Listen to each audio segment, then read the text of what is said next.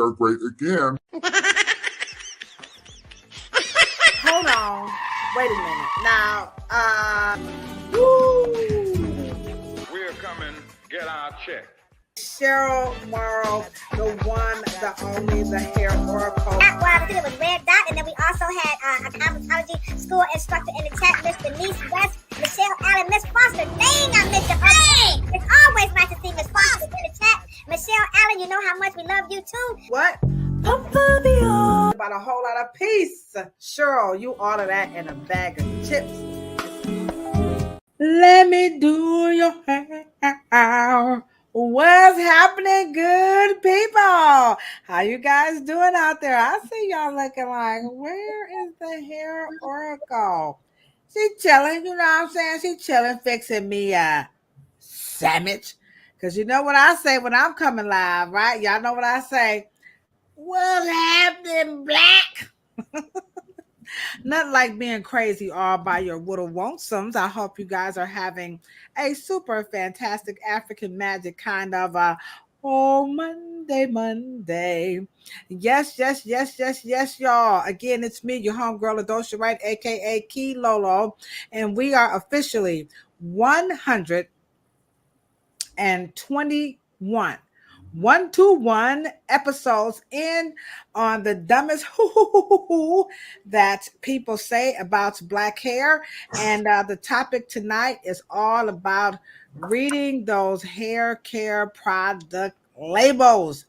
That is what we're going to be talking about tonight. Last week, the past 2 weeks, we had a part 1 and a part 2 that was truly about what's up with that natural hair movement? Is it toxic? Like, what's going on with it? And we really have to unfold and unpack these conversations. You know what I'm saying? And so we're just, really excited to be having it because on no other platforms, I'm telling y'all, they not like us. They not like us. You know what I'm saying? What's up here, Oracle? What's happening? They was looking like, oh, we about to what's going on? They was like this. Oh, we about to go. They was like, if Cheryl ain't in the house, then we ain't going on. What's up, LB? My homegirl LB is in the chat. Always excited to have you in the chat. She went on ahead and showed me some love, and your products are going to be shipped out tomorrow. Yes. In case you're wondering, how are you able to make that happen? Because Amazon, they contact you and say, hey, get the packing, Gina. So I'm excited. I appreciate your support. Sure, what's happening over in your neck of the woods, over there in sunny California? Oh, man, sunny California. Oh, my God. What's happening? It's everything. What's happening, Black? It's just hot. Hot. I don't like summer. I'm not a summer person. You said you like it. Come on, man. All right. She said she don't like summer, but I like the summer because it brings about some wonderful hot music. So we're going to go ahead and play our official theme song. All right. It is by Sister Rachel Evans, and it is called Sister and Brother. We're just going to throw brother in there. Let me and Cheryl, don't let nobody else, but let me and Cheryl do your hair. Yeah, it's going down. It's on like Megastrone and Al Capone. What's happening, y'all? Don't forget, you can buy this song. It's available on all of your downloading mechanisms and capabilities. It is Sister Rachel Evans. Sister, let me do your hair. Come on in, guys. Get your popcorn. Get your Kool-Aid. Get your smoothies. Get your vino. Get your brouhaha. Your water. Hey, you are beautiful.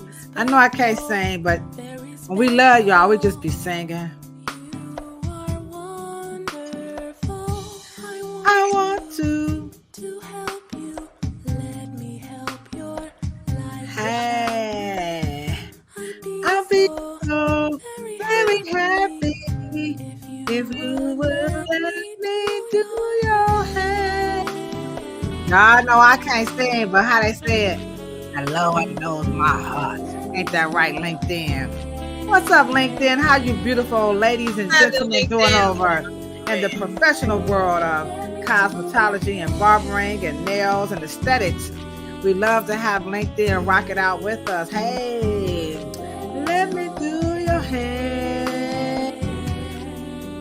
At Instagram, IG be coming through. Hey. Mm. Heartache. Heartache. I want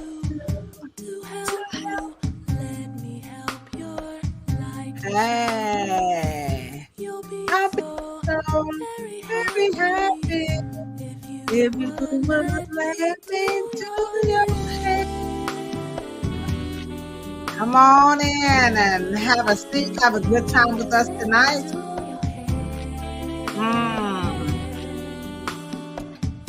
Ooh, let me do your hair. Yeah, come on in. What's up, King of Rock? Ain't nothing like a fella joining us over on Instagram. We appreciate every single person that's showing us some love. Awesome, Bella, what's happening? Chris Boyd, how you doing? Yeah. And to all the people who like, I don't want to say nothing, Cheryl. I'm just a little shy. I'm just going to watch.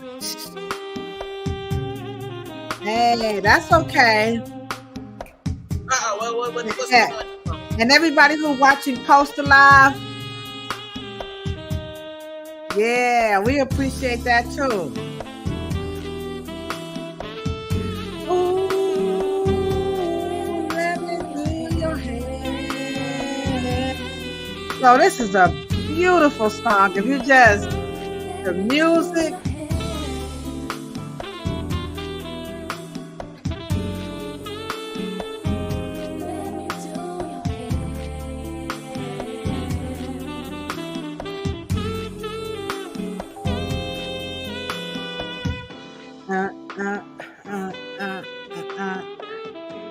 That sexy saxophone.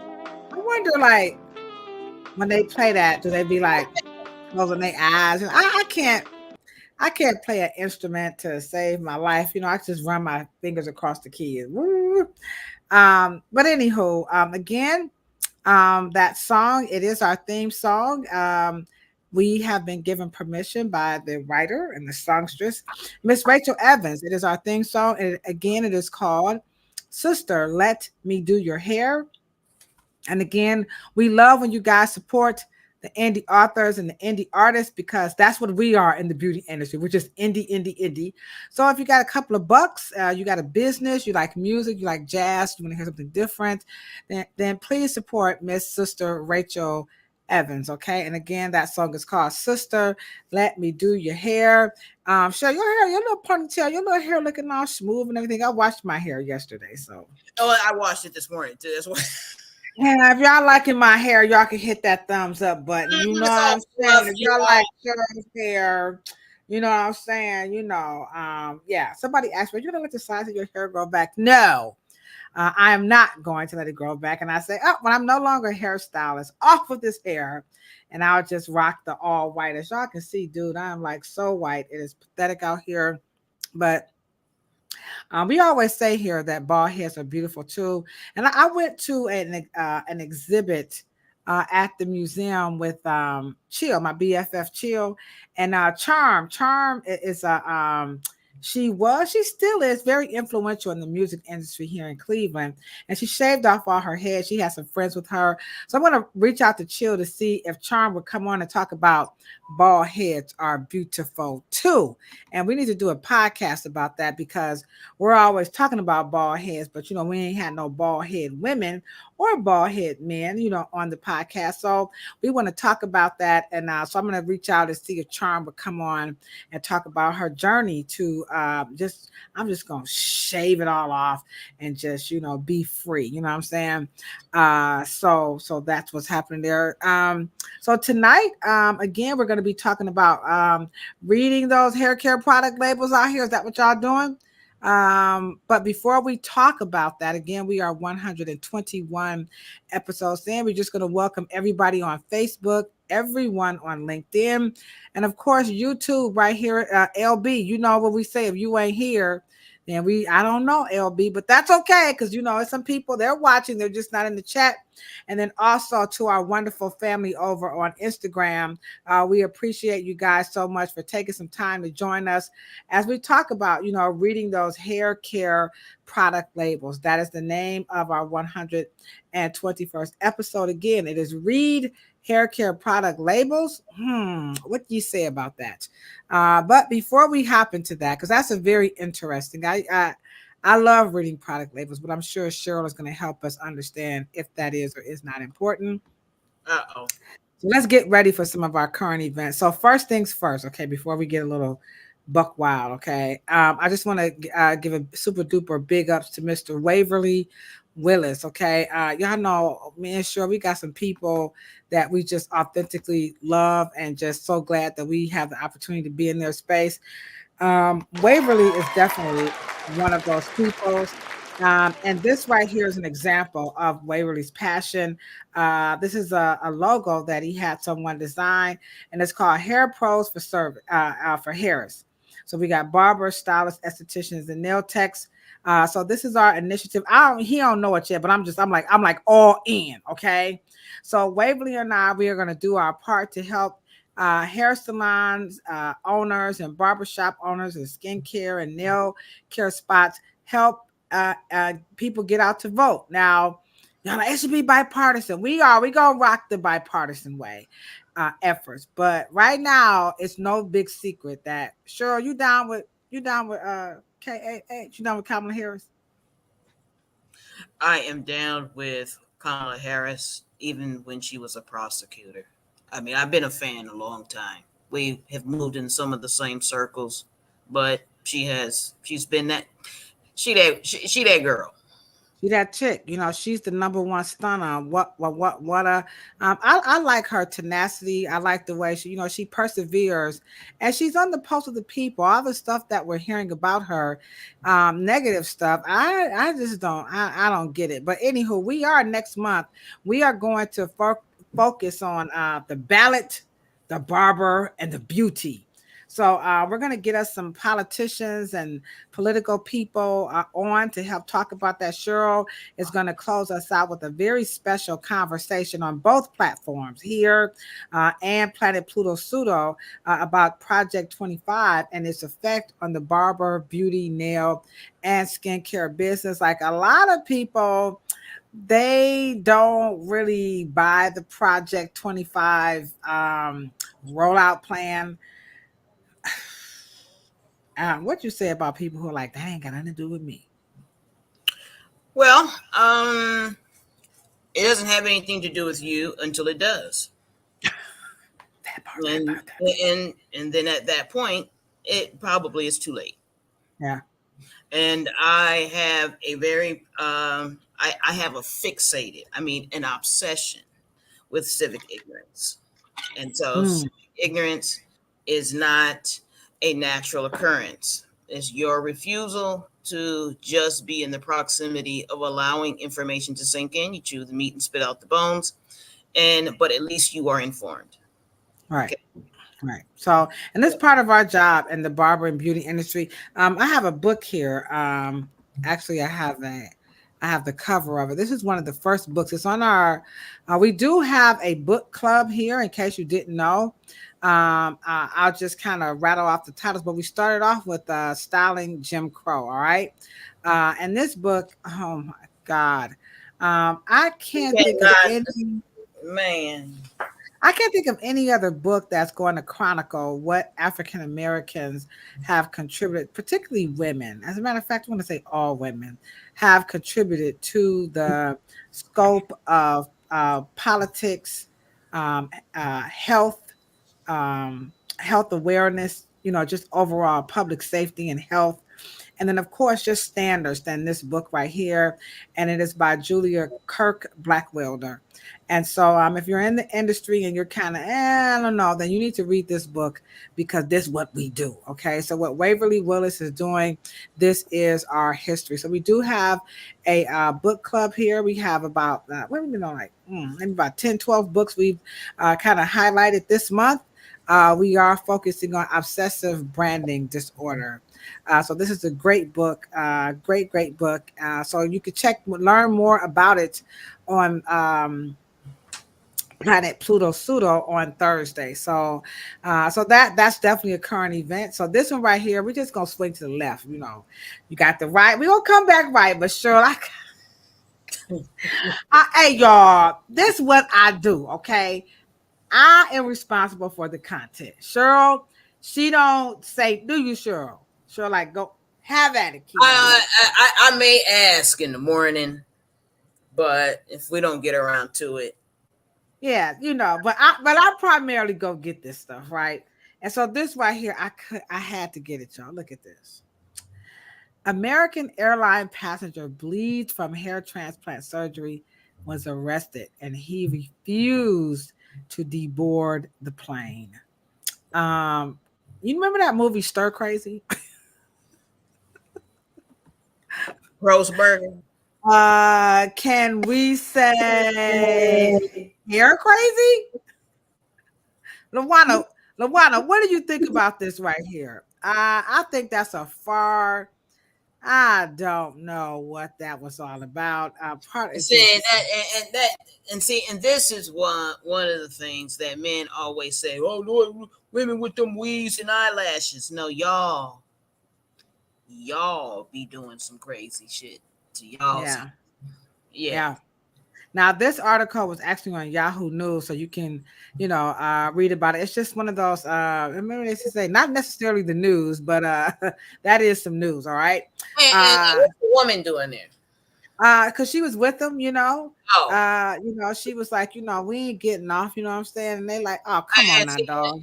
And I wouldn't have let you on the plane. Nowhere. Yeah.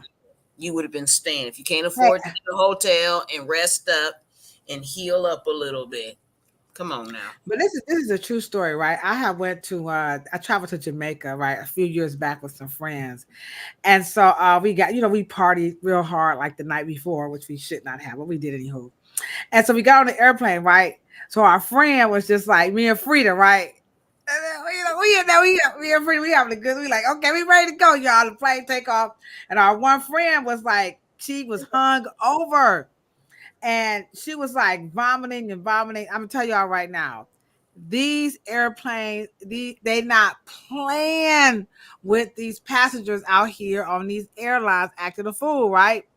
So my girl is like, she got in the barf bag, right? So the stewardess came over to Freedom, was like, yes, ma'am. Your friend is not well. And if she can't put it together, we're going to have to land the plane and charge you guys for it. We were like, oh. But you know what I said? They going to charge us if they have to land this plane because we didn't have sense enough to not get on the plane hung over. All three of y'all, all yous threes going to pay for it, right? So I'm up here like, y'all know Kilo. I'm like, it ain't that serious, dog. We got this. Kilo. I'm like, I ain't never been nowhere. I'm from the projects. Put me on this airplane. So Frida, like, I'll be right back. Why Frida go up to our friend who was like, she was like geeked, right? Frida put her hand around that girl's neck, like, let me tell you something.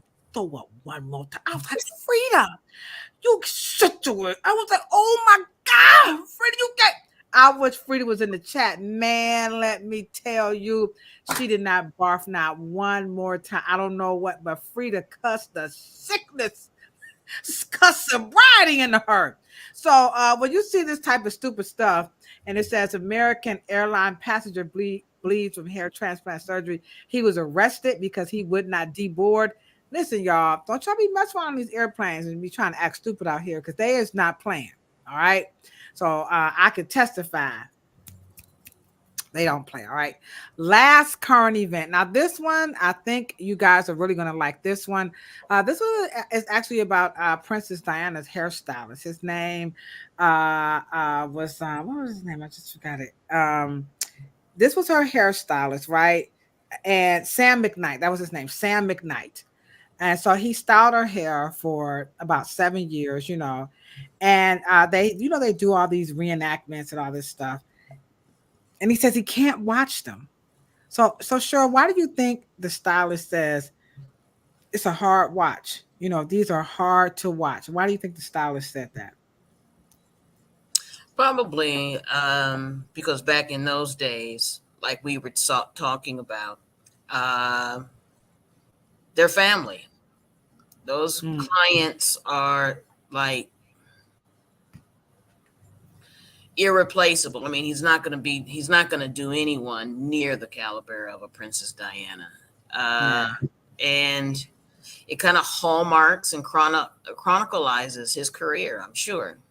And now she came to a photo shoot. That's how he met her. And that does happen, isn't that right, Cheryl? You'd be surprised as a cosmetologist and a barber who would refer somebody to you, wouldn't you? Wouldn't they, Cheryl?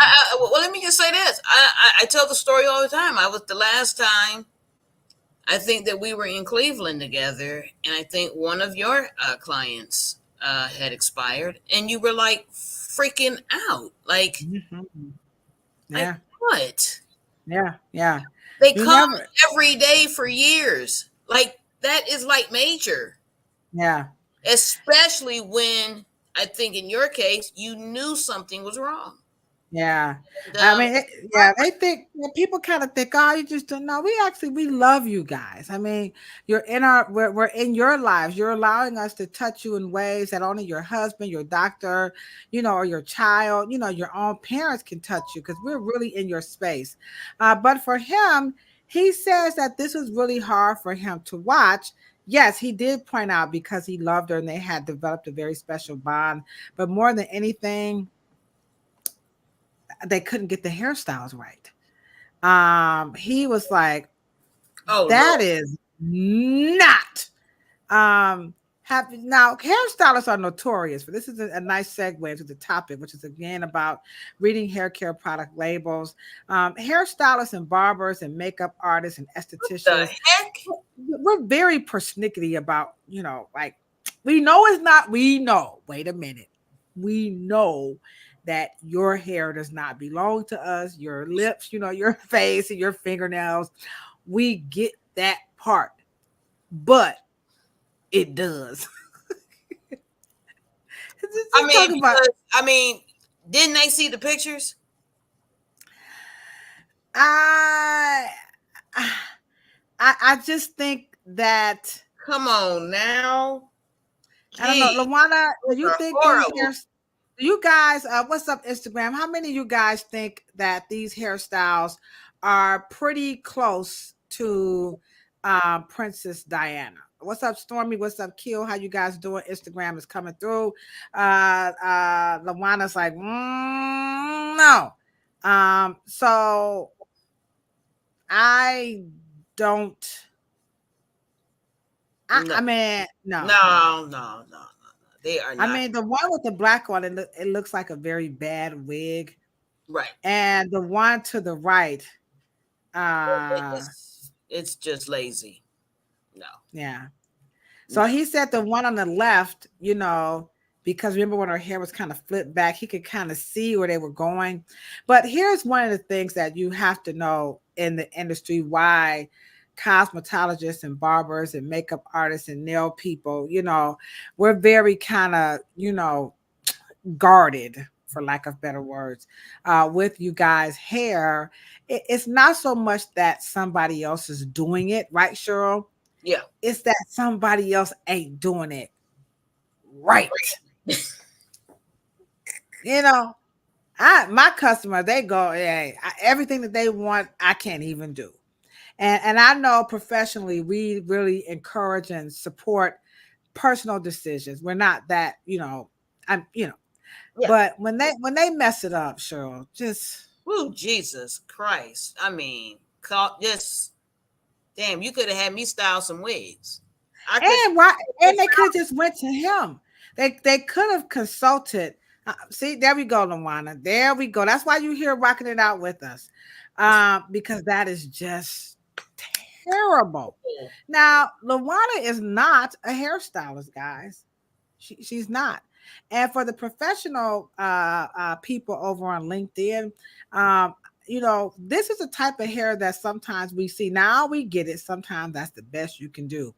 But remember, the comment rather is it just doesn't look right. And so it doesn't matter who does it, but what is the purpose of, like, I never understand why a lot of influential, instrumental, important, let's just call them change agents, okay?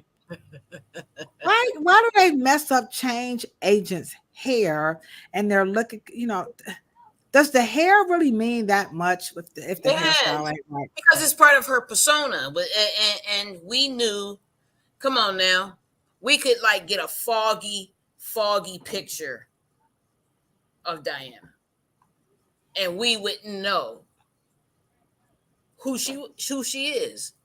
That picture could be foggy. It could get, and then slowly we said Princess Diana because we know the part in the towards the left part, bangs and the swooped ear and the shag in the back. I mean, come on, Yeah. not And the thing about it too, when we look at people, let's take like a Oprah or a Michelle Obama, these women are wearing, just like everyday hairstyles, but they just rock so well with who they are. And that is what we do as hair professionals. We don't just do your hair, we incorporate you. And even though those were movie art, actresses, and that was a movie that wasn't her, I do think that, if you are a person of influence and you're working on these sets, sometimes you just gotta, you gotta go to the source. They should have asked the stylist to help with that. I know, like, I don't make wigs, you know what I'm saying? But if somebody came to me and they were gonna do like a movie about your dad or you, I know how that hair gotta look, you yeah, know. You know what I'm saying? Don't be putting no absolutely. what's his name? Sexual chocolate wig on, talking about this is a documentary about Dr. Morrow. Don't be going to get Kizzy from Roots talking about this is Cheryl's hair. Cheryl did not wear her hair like Kizzy from Roots or Buckley. You know what I'm saying?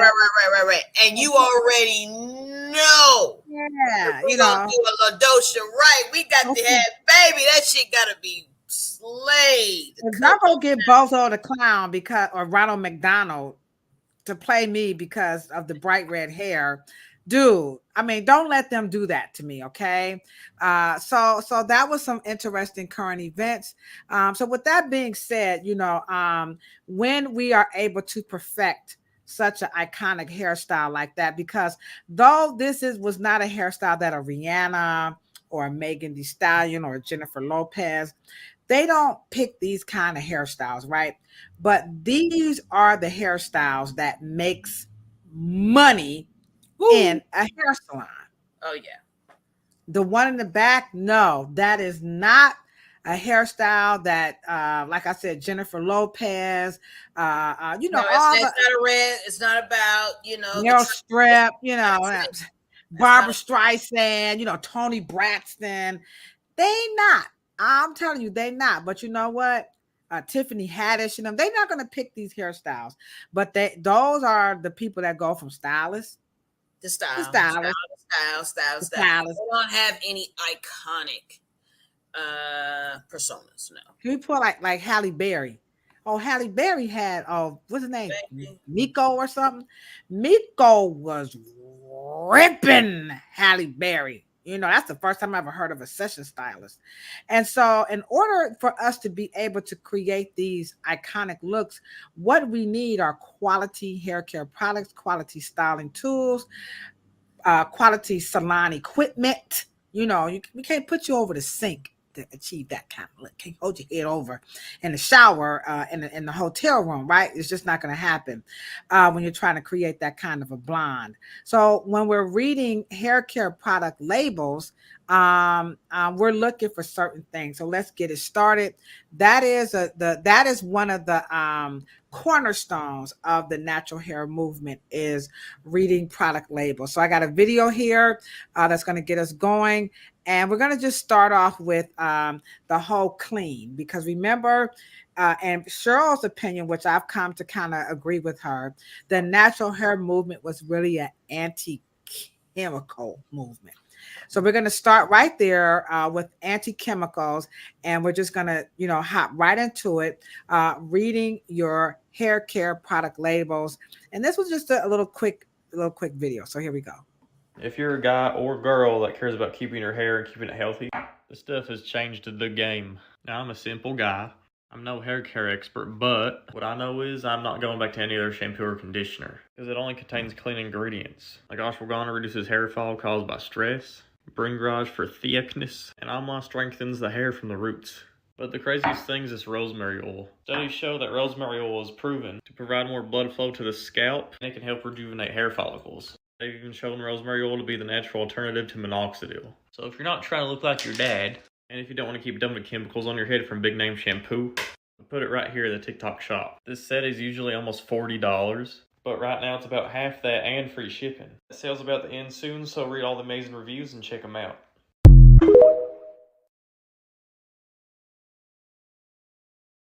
Keep telling y'all that TikTok's where it's at, but right now you're on YouTube. So I switched getting my content off of YouTube. Off from YouTube and going over to TikTok because they have little shorter, more interesting things about these topics here. So he said some things that really I think people who are watching in the chat they really want to know these things. So first and foremost, what is the advantage to what he was calling clean ingredients? So that was what the natural hair movement, that even Jane, when she was on, she said she didn't do she was before the natural hair movement. She was having some own issues with some certain chemicals. So let's just start there.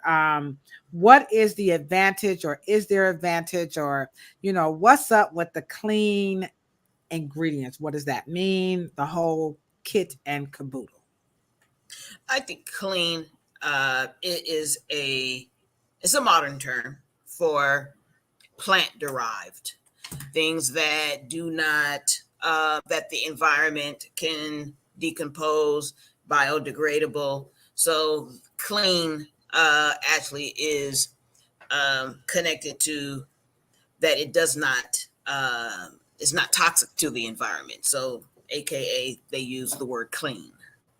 But the problem is that it also kind of stagnates the world of biotech and how we can improve, because of course, the rosemary oils and the food grade kind of concept for cosmetic grade beauty products and treatments is where we're stuck.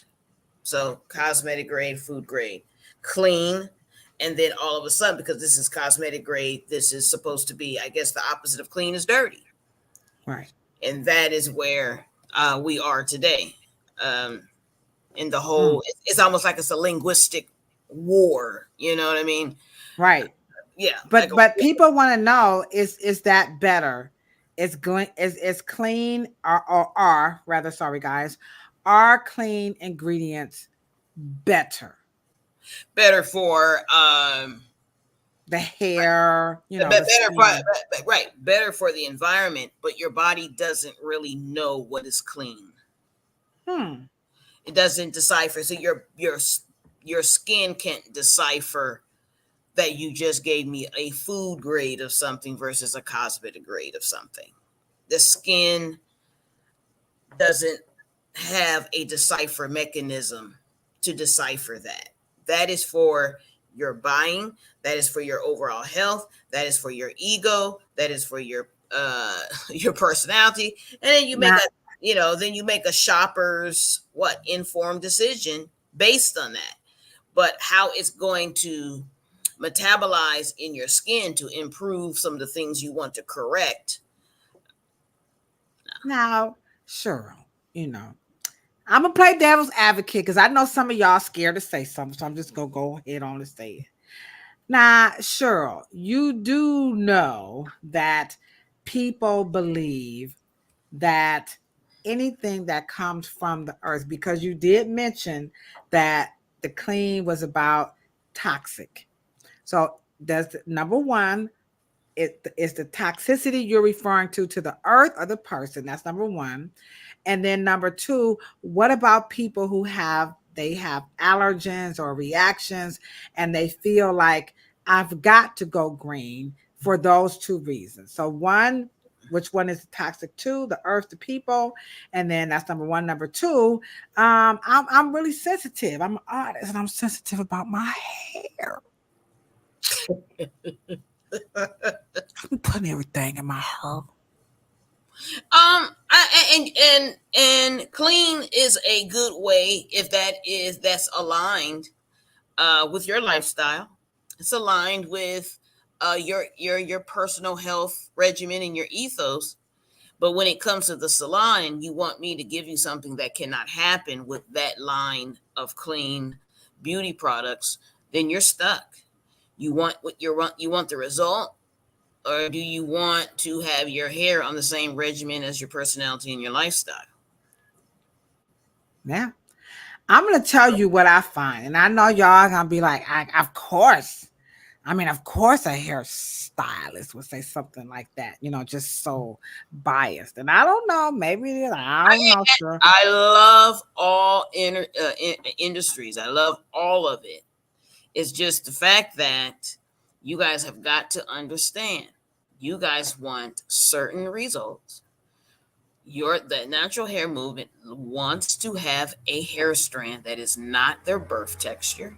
They want it to feel in ways that are not natural to their birth texture. They want it to behave in opposite of their birth texture. They want what they want when they want it. My job is to give it to them. Right. But I have to have the right proper tools to give it to them. That's right. And so where I was going with that, okay, so welcome again. Welcome to the chat, everybody. We are 121 episodes in, and we're going ham. We're gonna go there about these ingredients. Should you be reading these labels? Because man, they got some stuff on here. Some of the stuff I just can't even pronounce. We're gonna talk about, can you pronounce it? PPG 28 blue teth 26. Para something I can't even pronounce it. I can't pronounce this stuff. Okay.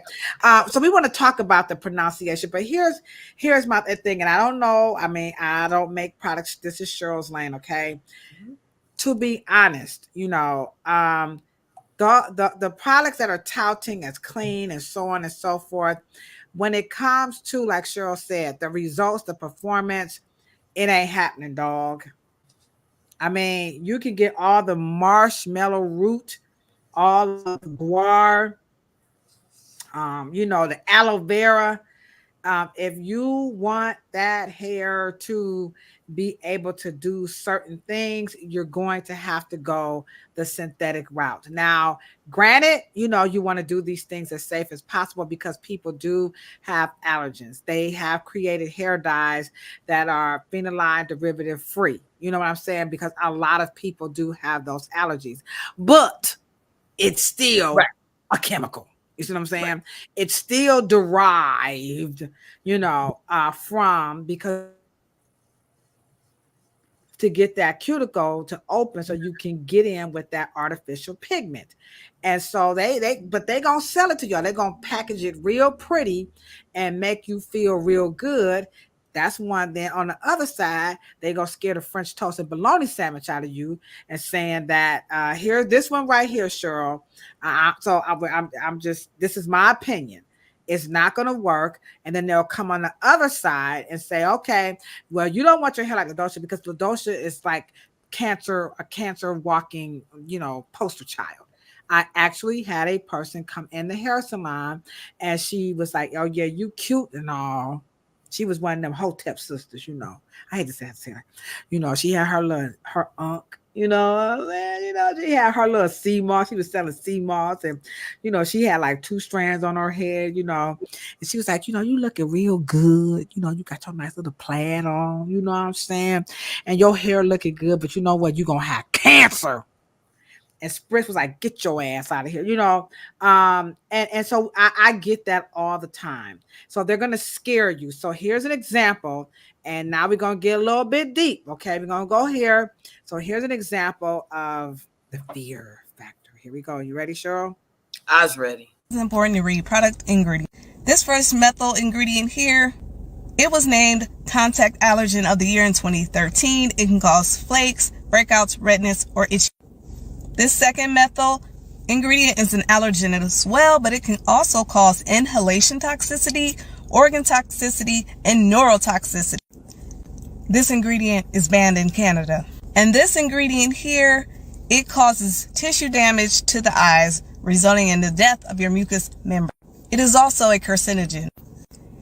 And disodium EDTA, while not harmful itself, it is known as a penetration enhancer. So it causes other ingredients to absorb into your skin more easily. I think the porn industry would love some penetration enhancer. I mean, if y'all know, I'm just saying, if you work in the porn, you know, industry, I don't know what she's talking about. You know what I'm saying?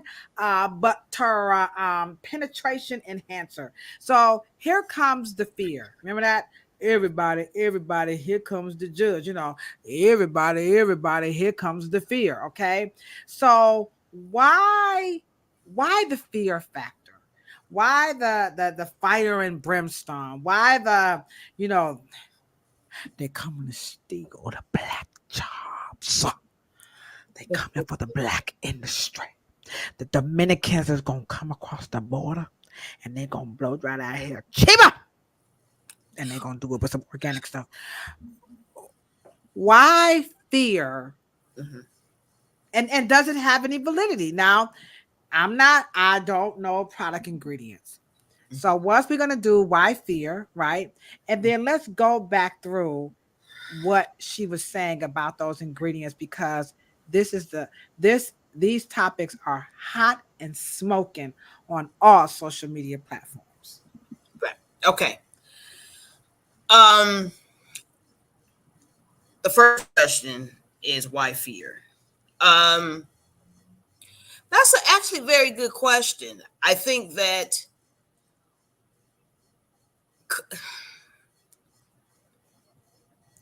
first of all, I believe that Black hairstylists, and let me just start with them, and the natural hair care movement, because I always tell you they were anti-chemical. I think that they were trying to push an industry that they didn't know who were the players, who were the manufacturers. I don't know if they understood that, but I think that they had a natural fear themselves because they, one, couldn't pronounce them. Two, they didn't understand the difference between synthetic and natural. And everything natural has a nomenclature, chemical name for them. So they didn't know if they could be either talking about the nomenclature name of vitamin E or vitamin B, right? And I think that because they don't have a really good, strong connection to chemistry, I think that all of that, they didn't want no parts of that. And so they wanted the industry to be dumbed down into what we call food grade. And understanding food grade words. But the problem is that food grade words have a nomenclature name. And those names, if I were to actually call shea butter by its name, or I would call the vitamin E by its name, they wouldn't know the difference anyway. And because they don't have the exposure of cosmetology, so they don't, and let me just say this, cosmetology did kind of hit some chemical, how to pronounce chemical names, how to break them into 4 syllables, okay? what all of those particular mean. Now you have to brush up on this stuff every year. I try to, but I think that they just had a natural fear. I think they were already afraid of it. I don't know. I don't know. Let's take a survey. We got some folks in the chat. Right. Now, how many people in the chat believe that the public, all right, even though this podcast is specific to Afro hair, because this is America's favorite podcast about Afro hair, we're just going to be general, okay? Yeah. How many people watching this, just please answer, do you believe that the public was authentically, genuinely concerned and just afraid of hair care products? Okay. So while we're doing that, let's tell them what they need to do right now to help get us up to 3,000, because it's official. We did reach our 2,500 goal. WK helped let me know that. So in the meantime, Cheryl, show them what they need to do right now as we wait for some people to answer the questions. Do you think people are just authentically genuine? They were already afraid, concerned about what was in these hair care products. So Cheryl, show them what they need to do to help change the narrative about reading product labels. Come on, y'all.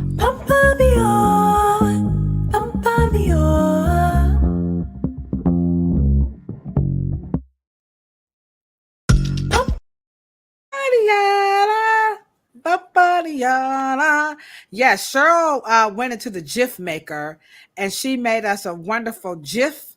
There it is. That's right, guys. Thank you, WK, for letting us know. We are excited. We did this, to be honest, guys, all by our little lonesomes, okay? We did not, pay or anything. We did this simply by asking people, can you please like, share, and subscribe? And then you guys help get the word out. So we appreciate you guys very, very much.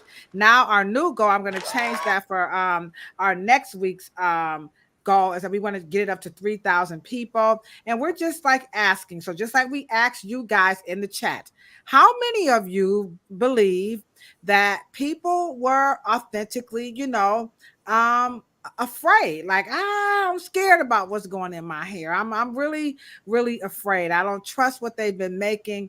And so the chat is saying, let's see, what are they saying? Okay, here's one right here. They hate that shampoos makes the hair feel like straw. Okay, so also they another one, the way some certain things can smell. LinkedIn, we want you guys to get in on the conversation, because women in the professional world are just like everybody else out here doing your hair. So we're, LinkedIn, we want you guys to get engaged and get involved with us as well. So they're saying, yeah, I don't know, growing up, I don't even think I even knew about reading no product ingredients. I was never scared of the ingredients, but I will agree with Wike. Okay, Wike, I'm gonna go ahead on and give you a nice round of applause for that one.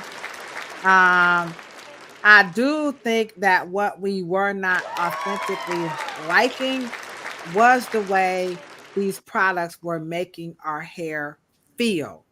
So who sets the tone for what clean hair should feel and not feel like? And why were Black people last? Like, we was last to know that, well, technically y'all hair shouldn't be feeling like that any old kind of way. So how do we get here? So let's go both. Okay. So would we all agree that water is a chemical? We all agree with that. LinkedIn, YouTube, Instagram. Come on, Facebook. Look at my face. Look at Instagram. Oh, everybody in the chat, water is a chemical? I didn't know. I thought water was natural. I already know, Kilolo. I ain't afraid. I'm gonna go tell it to the shame the devil. Okay. And I didn't know water was a chemical. Okay. No. Dang. Okay, well, let me Theo, ask you a wait a question. minute. Theo came in. Water is a universal solvent. I hate smart people. Stinky Theo. Mama stink. Okay, Water so, is a universal. Like, so we would okay, all we can say it is a chemical. okay, so we would How? all agree. Okay. Wait. You gotta back up because I'm in a slow class. Okay. What makes water a chemical if it's natural? I mean, Okay, because it has a chemistry. what? Because water has a chemistry, right? You talk about two atoms that have hydrogen and one atom of oxygen? What? You know, hydrogen, oxygen, you know, H2O, yeah. H2O, yeah. 2 hydrogen atoms and 1 oxygen. Yeah. That's Yeah, chemistry, right? that's the chemistry. Yeah. Clearly, I went to high school and I flunked every class. Right. So Okay. So it does have it has a chemical composition. I'm going somewhere with that, right? hold on, can I pause you? What's up, Audrey from Kenya? We keep trying to tell y'all when we get. Let me give her a round of applause. All right, Audrey, stick around with us. We appreciate you all the way from Kenya, showing her sister some love. We out here, Kenya, trying to debunk these myths out here, trying to save our peoples out here. You should have been in the chat last week. And they was talking about Africans had a different hair from African Americans. It's kind of deep. So can we everybody put a hand wave emoji to Audrey Dinda? She's all the way from Kenya. We appreciate you dropping in and showing us some love. So you're saying that natural water has a chemical composition. And so let's go to oil, right? There's oil and olive oil. All of these have carbon atoms, nitrogen, sulfur. But those are natural. Those aren't man-made sulfur. Those aren't man-made carbon, right? Because that's what to me, that's what they're saying. Like if man makes it, it's bad. No, okay. I'm sorry. Wait. What do you mean if man makes what? If these man-made products, the stuff that she was shooting off. Products is a combination of things. We're talking about ingredients. We're not talking about the whole thing in the bottle after it's mixed up. That's the product. My goal is to for us to understand that we believe that anything that comes out of a laboratory is all of a sudden Frankenstein and it's synthetic. And I want you guys to understand what Wike is talking about. And I'm trying to get her to understand that her enemy, before she even gets to the shampoo, is water. What? We learned this in the Afro hair science class, and I'm telling y'all, I'm sorry for cutting you off. But I was like, excuse me, we might get a flag on this. I'm just gonna go ahead on and say it. I was like, that's the most bullshitness thing I ever heard, and I want my money back. Remember that? Remember that, Kim T? If the train jumps the track, do you want your money back? I said, I know this woman that's sitting up here telling us we've been using water on our hair all of our lives, and now you're gonna sit up here and say, yep, that's what I'm saying. Does anybody agree with Cheryl that water is the enemy of Afro hair? How many people in the chat agree? Before you even get to the shampoo, Wike, she said water is the culprit. This is going to be a hard one. You're going to make ooh-wee. Okay. I mean, we can, and because unfortunately, that is the chemical that has the smallest molecular weight and can get places that your shampoo cannot get to. Oh, Theo. She dropped the bomb on what you gonna do. Drop the bomb. Right? Drop the bomb, baby. What you gonna do? So whatever hits your hair first, it is going to do the most. Because in most shampoos, what is the number one? And since we're talking about labels, what is usually the number one slot? Hold on, y'all. I got my readers on. This product says water. Hold on, I brought two just in case. A shampoo and a conditioner. Water. I'm sure y'all can't see that. So there it is. So you the guys number one ingredient is water. Right. So you put double water. You wet it first, and you put water on naked hair, and then you put a shampoo on. What's the number one ingredient? Water. You have chlorine, you have fluoride, you have calcium, and you have a mineral-rich water that is not meant for you to put that much water on your hair. Now, since we're talking about labels, so the number one, if we're talking about the paragraph, the number one is usually 65 to 70% of what's in the bottle. Yeah. Of what's in that formula. LaWanda, please don't come and get your money back. Please, y'all.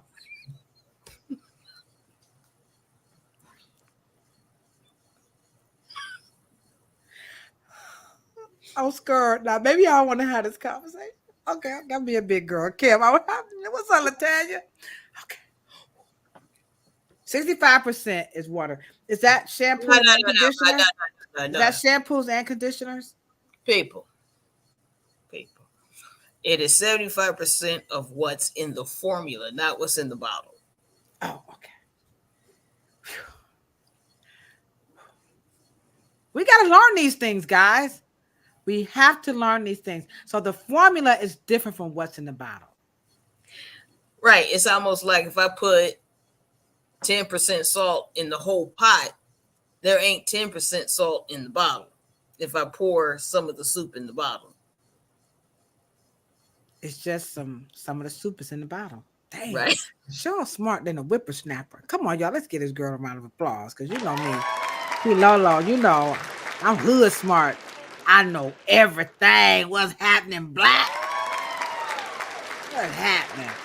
I never thought of that, you know. The formula is different from what's in the bottle. That's a mic. Yeah, it's just a little portion of what was poured into the formula that's in the bottle. Okay. So the formula is mostly water. Right. So let's just say, so I have 100 gallons, right? Okay. I pretend like this is 100 gallons. I got 5 gallons, which is 128. You know what I mean? 8-ounce bottles. You know what I mean? 5 gallons is 128 ounces. Okay. Now, so what I'm saying to you, if it's 75% in that, then it's basically taking up the whole formula. So when you guys point to all these ingredients, okay, now the next set, okay, is approximately now we only got 30% to go now. Okay? We only got 30% to go. Okay? And so you got the stearate, which is your what? We don't know. Come on, y'all. I mean, we're gonna look this up. We're gonna Google. Okay. Come on. Don't cook it up. Look it up. Okay, so we got stearate. Okay. Is that STER? Right. STERAT. Right, okay, right. I got it. It's a steer, like a steer. Okay. Okay. Hold on. Wait a minute. Hold your pantaloons. Let me just pull it up, guys, because we're learning 75% water so far. And then next up, we're going to have a stearate. So here we go. Share the screen. And Theo gave you a clue. All right, Theo, with your smart ass. Okay. All right. So Theo's very smart tonight. Go ahead on and show it on off. All right. So Cheryl, so here we go. A stearate is basically a salt or ester. Wow. Well, it's the next set of what's in the formula, and it's called your solvents, aka emulsions. Okay, so now you have your water, your emulsions, okay, probably your waxes next. Come on, let's go through it, right? Okay, Okay. and let's go through it. Okay, write it down. I write everything down. Come on, ladies. All right, y'all. Classes in session, so you can stop guessing. Okay. All right. So next up, you got your water. You've got your humectants, things that draw moisture, moisture loving. Your solvents. Okay. Right. okay, I'm pulling it up. And I'm going teaching. fast. I'm hanging What in I'm there. saying is, we have it by section: wet, absorb, drawing the water.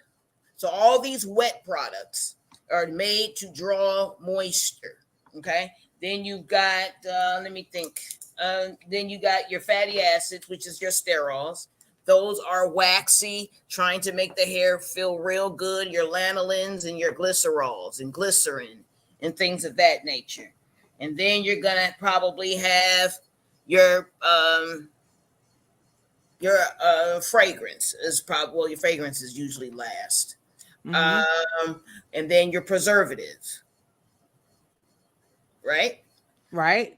Okay. Then you're gonna have your preservatives. Then you, right before that, if it is a mask or if it's made to make fortify, if it's made to toughen, you're gonna have your proteins, right? Your amino acids, right? And that is the order in which you guys are reading. But it's very easy to make sure that you guys understand. Usually,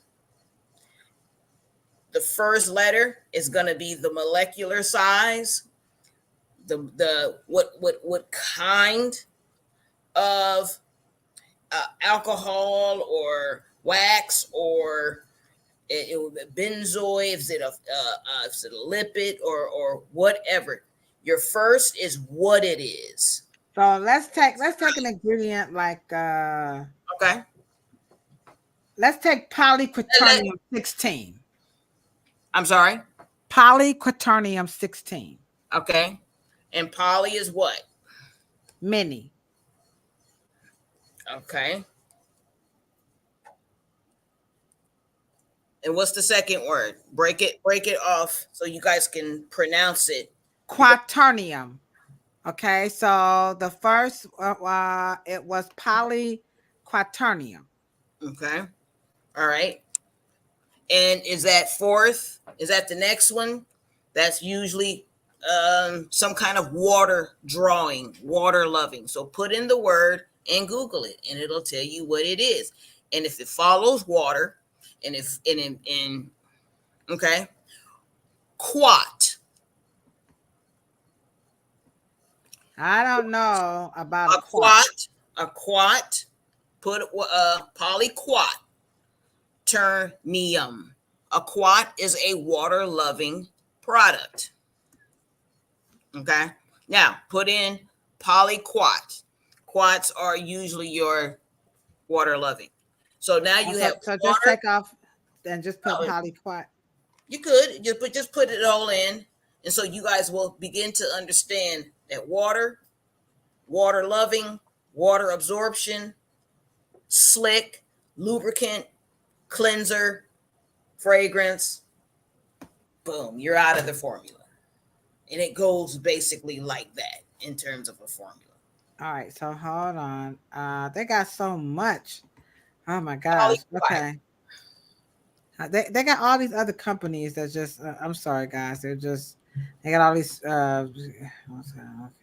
All right, okay. All right. So here we go, guys. This is the fastest that I can get it. So basically these words multiple are multiple words all rolled into one, and that's scaring people. Because poly means many, right? And so you're going to have many agents that sticks to the hair when it's wet to make the hair manageable. And the way you say it in scientific terms is polyquaternium. So the poly is the many softening agents that makes the hair manageable. Wow. It's a lubricant. It makes it absorb. It makes it it like helps it hold its moisture. Now let me just say this. When you want to replace these things with things that are natural occurring, unfortunately, you guys keep going to oil. And what biotech does is to make things work better, but to do a synthetic version of what a plant version that cannot be metabolized or doesn't have a way of turning the formula into anything workable, because right. it's natural already. Right. So, And then, yeah. right. And then I'm just anxious to jump in, because now this kind of validates why sometimes when you guys go like just straight like raw or paleo, you know, all those nice fancy words that you see on the products, you know, there it's just not going to work. Now, you said something very interesting. You said that the reason why they synthesize these ingredients is to make them better. Right. So nature isn't the best, basically, is what you're saying. You can have some of its parts into an inclusion, but when you want to detangle hair, and if there's nothing in nature that's gluey and slimy and can take those keratin strands and just make them very soft and gliding so you can pull the comb through, what if it's not a toxic version? And just because it's not coming from a plant source, or it has plant sources in and of that particular ingredient, as long as you get the results, because just because it's not natural does not mean it's poisonous, hazardous, or toxic. Right. But okay. But now remember, she said that some of those ingredients have an adverse effect that you may not get with like a marshmallow root, a guar, an aloe vera, you know, all those your slippery elm, all your slippy stuff, your your coconut. Right. The number one adverse effect and side effect of using the natural versions is that you're not satisfied and don't like your hair. Okay, so you don't like your hair, but if you use the man-made version, you got flakes. If you inhale the stuff, it's going to mess up your organs. You got neural damage. You got banned in other states. It's carcinogenic, and it can make you blind. And it's also a penetrator enhancer, meaning it's going to be absorbed into your hair more. So are people who are white? Now, let me ask you a question. Now, of course, you didn't see the front of the product, right? Right. Do you know what product that was? No, I don't know what that was that she was using. Okay. And my point is that a lot of people are using these types of videos, and they are very misleading. Okay. Because one of the things that is remarkable about people, okay, they will stay in their comfort zone when they are reading something like polyquat, because they're not used to the nomenclature name of an ingredient, regardless if it's a vegetable or it's a botanical, herbal, or organic. My point here is for us to be technology savvy and to understand that everything that may have a natural source and may be enhanced, because you guys buy organic lemons. Who buys organic lemons? Who loves those beautiful, large, bright yellow, big golf ball? I mean, they're 10 times the size. They're almost like the size of footballs, right? They're big, juicy lemons, right? And you guys know the little smaller golf ball size lemons that are 10 for $1. You guys have seen those, right? Okay. You are paying more for the larger size lemon that's bright and has a thick peel, has a leaf attached to it, and it's organic, and it's $4 a pound, right? Well, those lemons have been intervened. That's why they're called organic. That's because man has placed them out of their natural habitat where the dirt or the soil may be depleted of minerals. They took it and put it in its best environment, man-made, took it and made it better in a greenhouse someplace. And now they've produced a lemon that's supposed to look like a lemon. But you guys will say, well, no, I don't want that one because it's organic. Well, then you say, well, organic means something much more natural. No, organic means that it has some man-made intervention. What you talking about, Will? Cheryl, I don't know about y'all, but she breaking my peelings right about now. This is kind of deep here. This is very, very deep. That's why organic costs more, because it has some man-made intervention. Because those ones with, you guys have seen, you guys gone to Home Depot, you guys have gone to Lowe's, you guys have gone to your local nursery, you guys have seen those trees, and down their stem they have a knot in the stem, in the trunk, and you're looking at the stem, you're going, why do they have a knot on them? Right? That's where they cut it and they glued it, and they tied it together. So now it's two trees. So they won't lose the harvest season of that's capitalism for you. That's why they have a knot. Why they have a knot on them. My point is that you think that you're paying more because something is grown in soil. No, you're paying more because those lemons could be hydroponically grown. Those could be grown in a greenhouse. They don't necessarily have to come from dirt, because the dirt is depleted, people. So if you don't intervene and make it organic, well, then you probably will not ever see a lemon that looks like this anymore. There's going to be this bright yellow. They're going to be hard. And you guys seen them limes? They the size of golf balls. They hard as I don't know what. You got to roll them and roll them and roll them and roll them just to get the nice juices flowing inside of the meat, or the fiber or the pulp.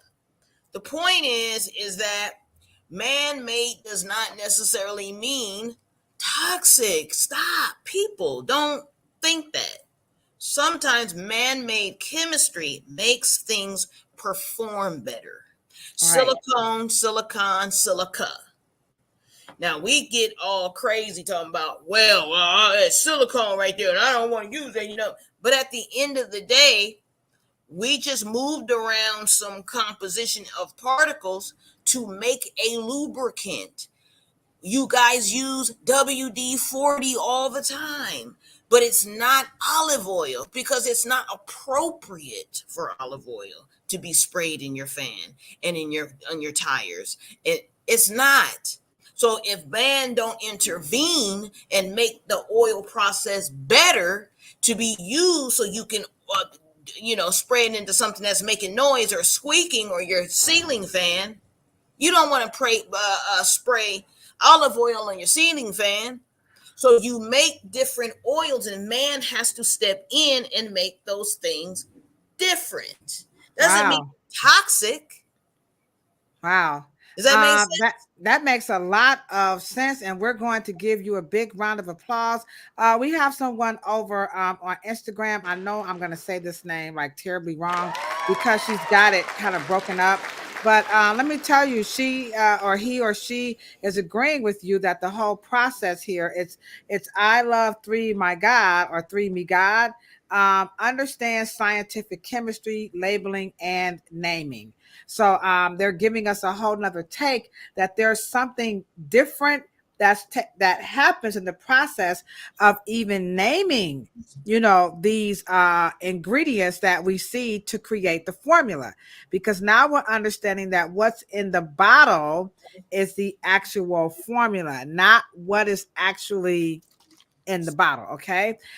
So now next up, but let me play the video again, because what about her sharing with us the side effects? So let's talk about these side effects right quick. It's important to read product ingredient. This first methyl ingredient here, it was named contact allergen of the year in 2013. It can cause flakes, breakouts, redness, or itch. This second methyl ingredient is an allergen as well, but it can also cause inhalation toxicity, organ toxicity, and neurotoxicity. This ingredient is banned in Canada. And this ingredient here, it causes tissue damage to the eyes, resulting in the death of your mucous membrane.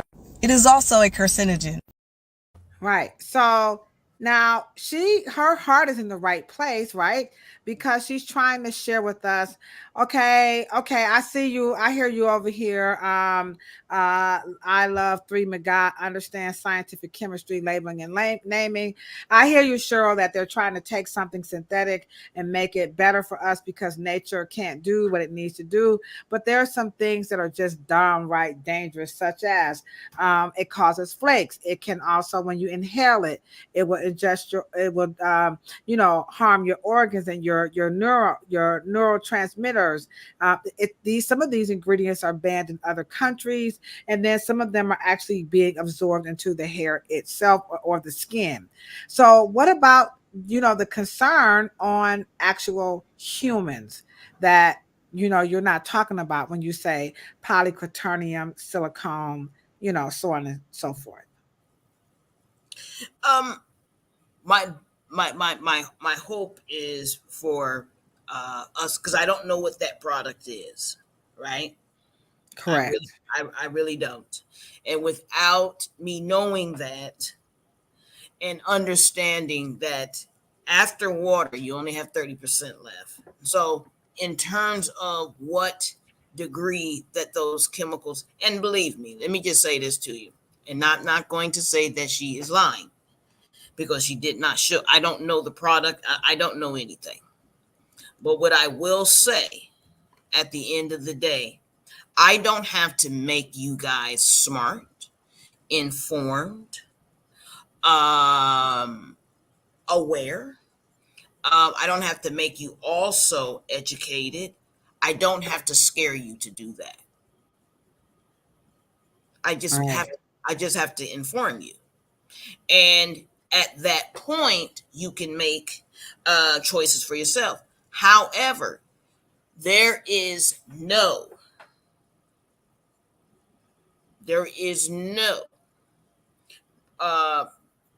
cosmetic, shampoo, conditioner, mask, or whatever that is passing through your epidermis. Wow. Okay. You're just gonna, so why would a And why is hydrolyzed protein there? No, because that was another ingredient I wanted to talk about. Just Right. I just wanted to, okay, go ahead. right, yeah. But so where are they getting? Why would whoever writes, how these ingredients work, aren't they the ones who are saying that methyl huta whatever, that papa, these are the ingredients that can be absorbed? So aren't they testing like on mice, or someone is saying that this is happening? Some researcher or somebody.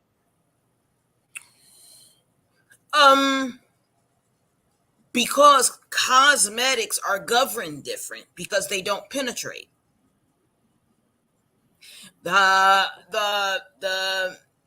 When you start getting into contaminants that thus become transformed either through heat, water releasing, airborne, then that is when you get into respiratory, eye irritation, and things like that. But you notice that just the cosmetic use of them is they don't have an entry point into your body. Your immune system, which governs your skin, is a bad. Not stopping. Oh, wow. It's not going anywhere. What about a term like hydrolyzed protein? A lot of people are very anti-hydrolyzed any and everything. People are terribly afraid of protein because of this hydrolyzed protein. You got a lot of proteins out here, but hydrolyzed is the one that I hear. There's a lot of fear. So let's take a word like, here is one on this company, this product. This one says hydrolyzed wheat protein. Okay. But then this one here says hydrolyzed. And then you do have WeK is in the chat saying, yeah, now see, that's what we talking about, Hair Oracle. These proteins, this stuff sounds very scary, these terms. Because, I mean, why can't it just be protein? Why has it got to be hydrolyzed? Well, let me ask you a question. What would hydrolyze mean? I have no idea. So don't cook it. What does hydro mean? Hydro is not weed, everybody. All right. Hydro is water. I guess hydrate.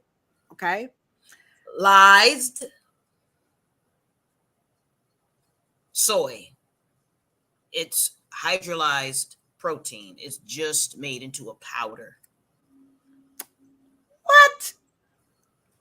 We out here acting a fool up in here like DMX. Y'all gonna make me act a fool up in here. Protein is definitely one that I struggle with. I stopped using it, but I believe I need it for my hair. People are terribly afraid of protein, Cheryl. What? Oh, we have people leave the salon. Okay, so you guys do know. Okay, let me ask you guys a question. I'm just gonna say it.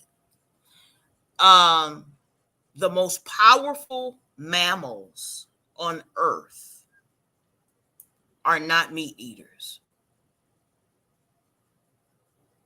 So how do they have huge muscle mass? How do they get their source of protein? I just said the biggest, strongest, mightiest mammals on Earth are not meat eaters. So how do they get their protein? All right, the chat, let's give them a few moments. All right. What's up, Bridget? 10, how you doing over there on Instagram? Instagram is still holding it down. All right. Weekday says plants. Okay. And then Lawana has a question about adding oil to water to soften it. Okay, so let's we're gonna come back to you, Lawana. I just saw that. Sorry. Okay, do you understand? But is that the answer, that they're eating plants?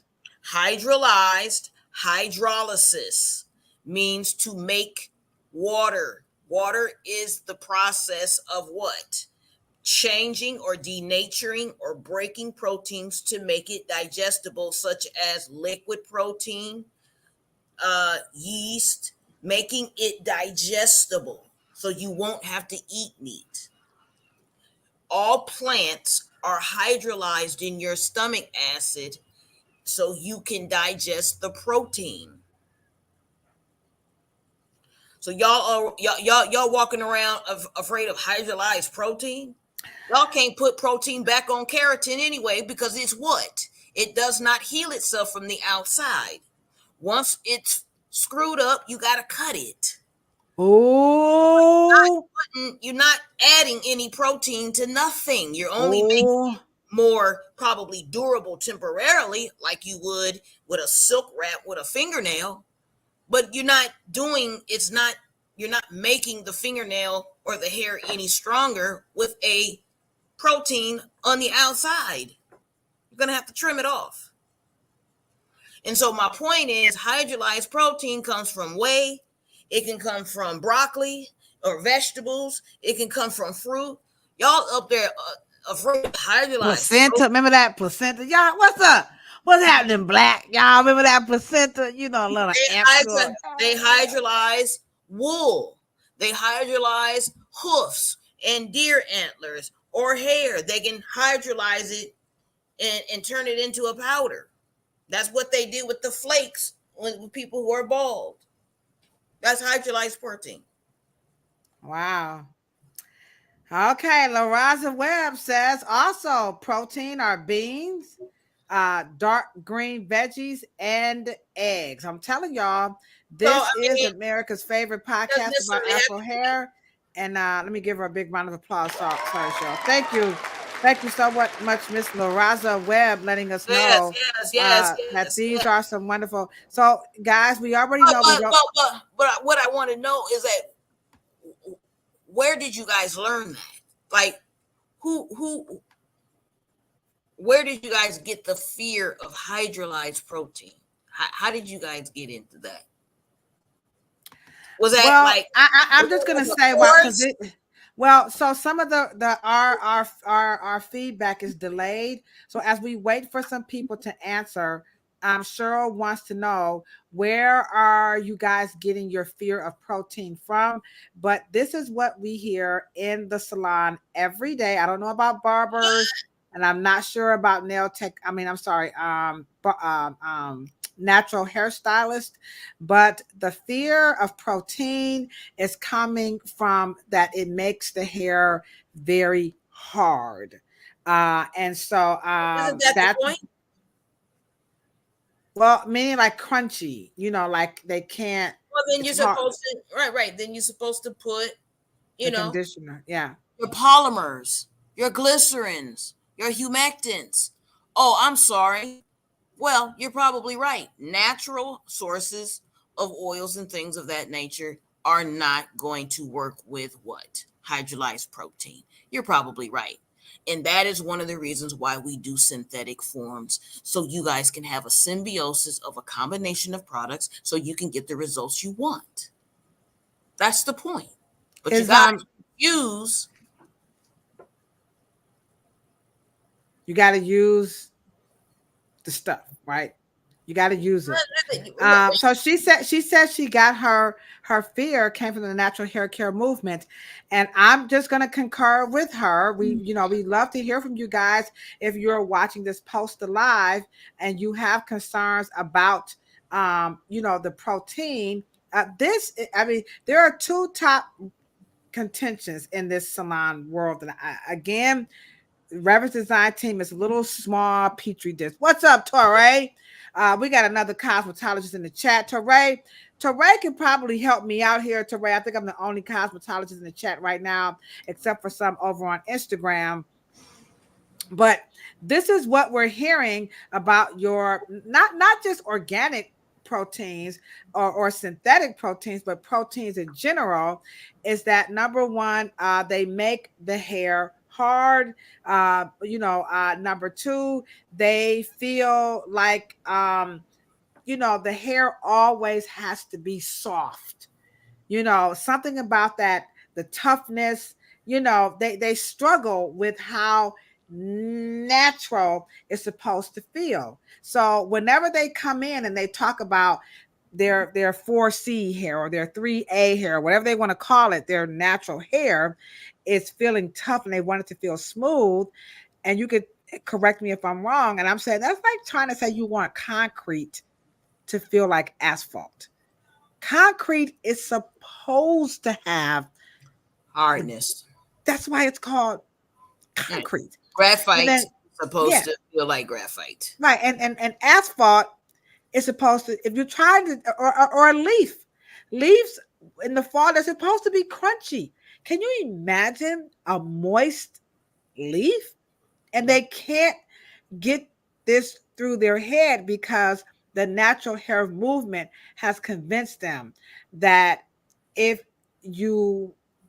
if it doesn't feel and look and act what they think natural looks like, then you're not natural.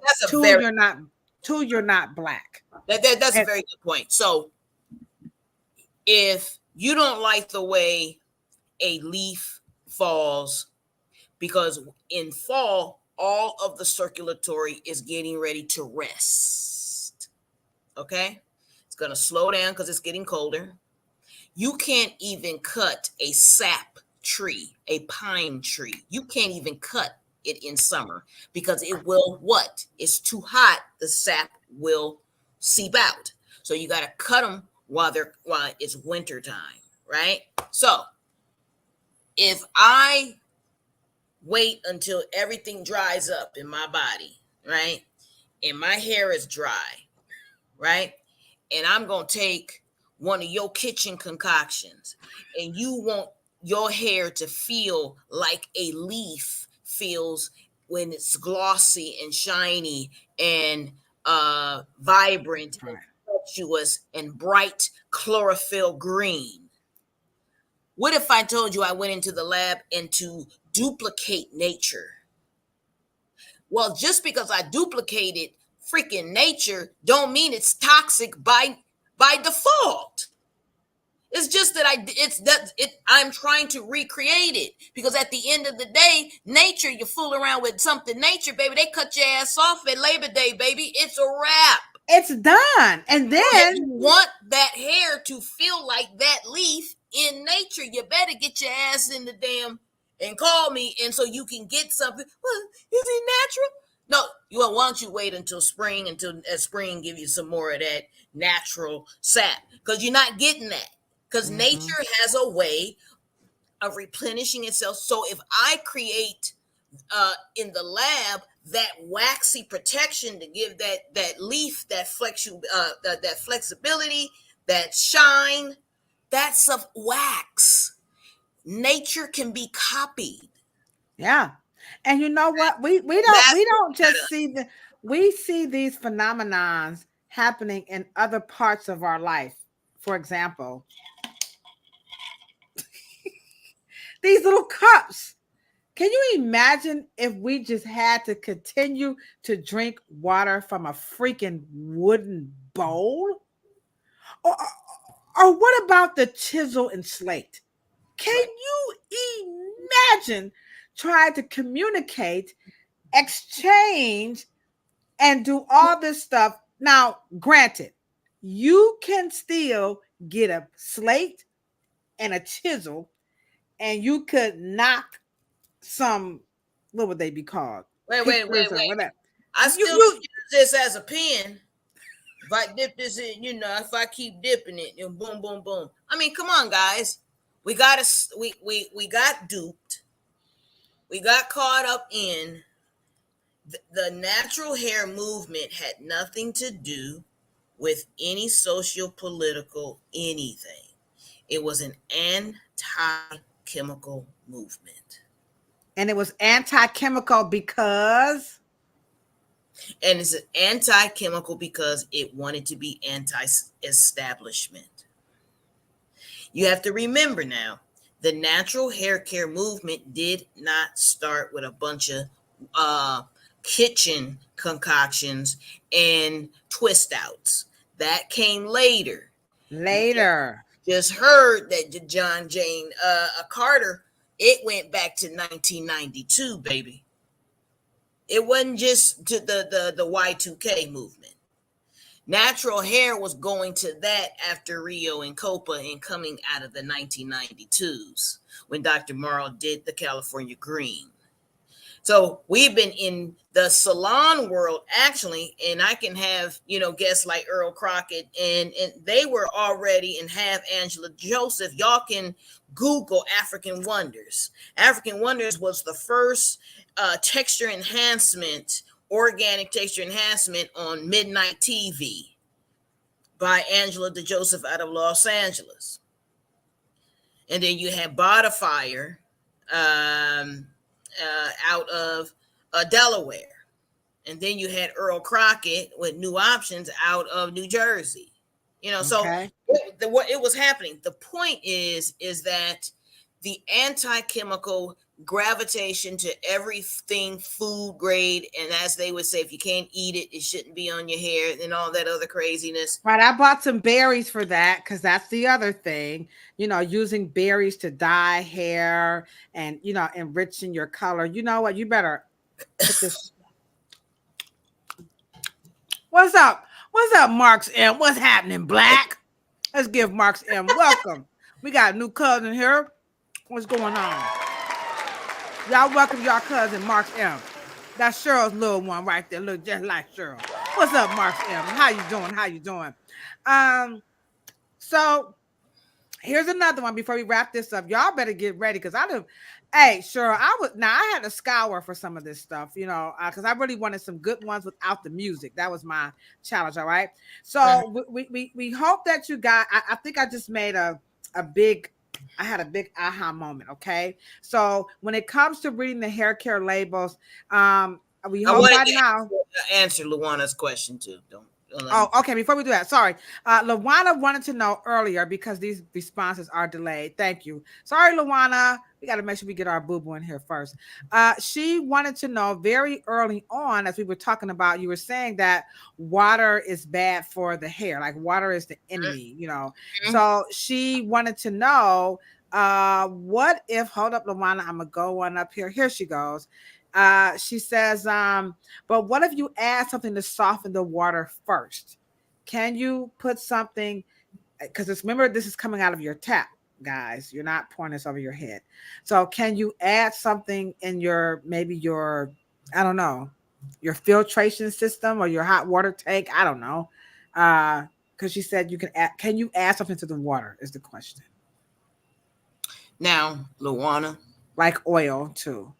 Okay. like no, you can't add no oils, boo boo. Don't. Okay. Do not mix oil and water. Please stop doing this, y'all. God.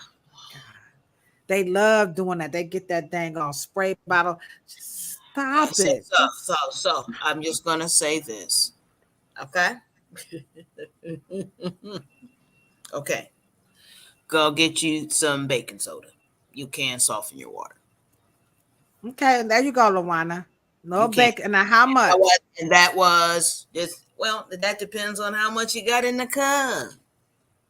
You see what I'm saying? If you do get you a nice little bucket, a little 16-ounce, 32-ounce bucket. Just put your 2 tablespoons of salt, you know what I mean, baking soda, and let the salt ions change the ionic, you know what I mean? Come on now. Mm-hmm. Then Mm-hmm. that'll soften it and it'll release some of those um, other minerals that is in the water. You can Did wash you your hear that, Luana? Then you can Okay. wash your face with it. You know what I mean? You can do some things with it if you don't want all of those other metals. But you guys don't understand. Water is such a small molecule. Once you get into the shower and you guys get in there, especially when y'all get in there and want that hot shower, man, you ain't shit you putting on that damn skin and hair after that, baby. It's gonna matter. Can I, before we answer your question, Marks let me tell y'all what I thought before I met Cheryl. Okay. Okay, y'all. Let me just get this out of my system. Okay. So y'all know I went to Africa, right? Just one time. I ain't about to perpetrate like I'm all like African like that, okay? So we got my homegirl in the chat from Kenya, all right? Where'd she go? She up in here somewhere. So our homegirl is from Africa. She's in the chat from Kenya, okay? There she is, Audrey. So Audrey, you know how black people get Americans, white people when we get over there. So when I went to Africa, right? They do not. Well, I went to the Gambia, thank you. And so hot water is like, it is too hot. And so we took showers. Everything was cold. I mean, cold, cold, cold, cold, cold. And so in about like 3 days, right? I noticed that my skin was like, oh my God, me, Rashida, like we were just like, oh my God, the water in Africa is magic, because they say don't go to Africa because the water is so bad. Like, don't drink it, you shouldn't, but So I come back to the States, right? I'm back ashy again. So we're doing the podcast. So I'm telling Cheryl, we're going to talk about this, Luana. We're going to talk about this ashy skin. So I'm telling Cheryl that I grew up all my life thinking that I was black and ashy. I mean, it's a lot of black. If you dark skin, now light skin, I'm sorry. I hate to do the whole colorism thing, but if you blackity, and I like you ain't that black. This is a bright light shining on my skin. I'm not blacker than berry or blacker than juice. No, I'm not blacker than you, but I am not light like sure. I am dark. I am brown from the boogie down. Okay. But you see the ash, my elbows, my knee. I'm like ashy. So sure was like, fool. Those are mineral deposits. And all I could respond to that is, all my life. All my life, I hated myself because I thought I was just naturally black and ashy. And the only way I wasn't going to be black and ashy is if I took my black ass back to Africa. And the only reason why our skin was looking nice is because we were bathing in cold water. And I'll let Cheryl take it away from there. So, Audrey Denda, I'm sure you living in Kenya, you get your whole epiphany from all people from America, especially those dark people, like, oh my God, it's the Holy Grail in Africa. You will no longer be black and ashy. That's my story. Okay. So, Cheryl, So you know why? So you know why she's saying that, right? Y'all go in there and bottle that boil that pot of water. Y'all forget about it. You get on the phone. You go outside. You talking shit to your neighbor. Blase, blase, blase, blase, and then you come back and your water has evaporated and it has left. Your pot is ashy. Well, that's you. And so then guess what?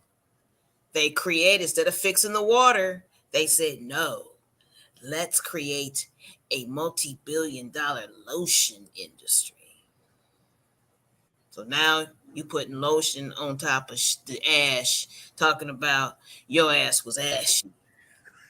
You look at Audrey in the chat. I'm telling y'all, I can't. Audrey in the chat. Them African Americans, they not like us. They not like us. They not like us. And people be like, Africans be like, no, we don't want. No, they don't want our dumb asses over there talking about some. The damn water is special. Us free. Us free. I want to go back to Africa. We off the plantation. Them Africans like, oh Lord, what they did to us. Kenyans like, oh hell to the no. Send their asses back across the water. You can't get mad at them, y'all. This is a cultural phenomenon. Africans don't know nothing about them. Because you know, when we see the Africans, they skin be like black, like look at their skin, that's that black melanin. We just oh my God, it's so beautiful, it's so good. Black and melanin. Hey. And so, we got a lot of yo, Denda, we have all of the African unks and all of our little African. They be African like, what's y'all doing? What's wrong with them? And it's funny, but this is why we have this content, guys, because it's getting out of control. Don't get mad at our sisters and brothers from Africa. They don't know what the hell is wrong with us.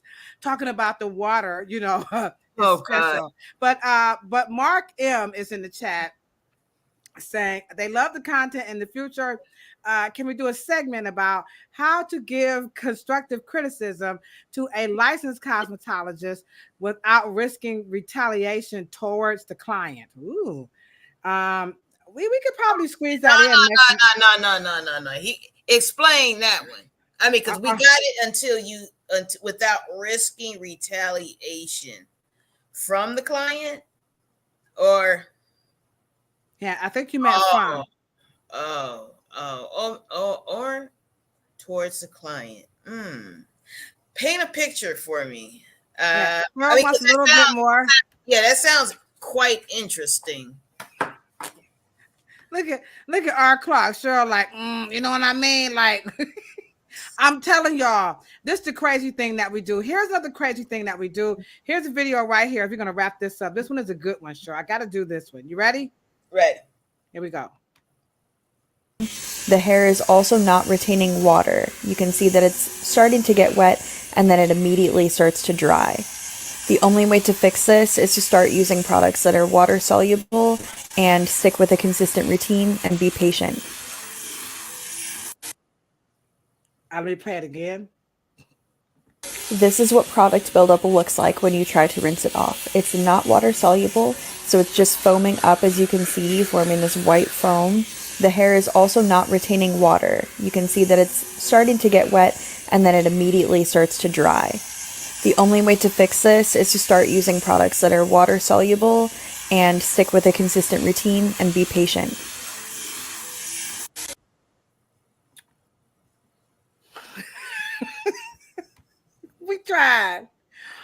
We trying to help you guys. Again, this is our 121st episode, and we are discussing read hair care product labels. There was that right there was a very graphic, detail-oriented video saying that when you put water on your hair and you start to see the product foam, that that is proof that you're using products that are not water soluble, and you need to use products that's going to help the water absorb into the hair. So you got to read your ingredients. Cheryl, take it away. This is our last point. Take it away.